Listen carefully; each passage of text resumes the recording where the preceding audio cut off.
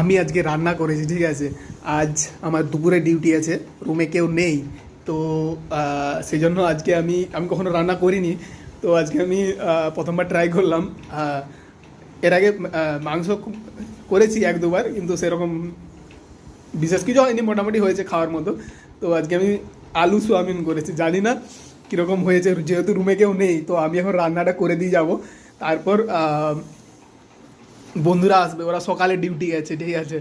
তো কোনো আন্দাজ নেই আমার, না কতটা সোয়াবিন দিতে হয় তিনজনের জন্য, আমি একজন ওরা দুজন, তিনজনের জন্য কতটা সোয়াবিন লাগে, কতটা আলু দিতে হয় কোনো আন্দাজ নেই। আর মশলারও কোনো আন্দাজ নেই, আদা রসুন কী পরিমাণ দিতে হয় সেটাও আমি জানি না, মোটামুটি দিয়েছি। তো এরপর কী হয় বাকিটা সব ভগবানের হাতে। মোটামুটি রান্না হয়ে গেছে, সবজিটা সিদ্ধ হয়ে গেছে। আমি জাস্ট একবার দেখাই তোমাদেরকে।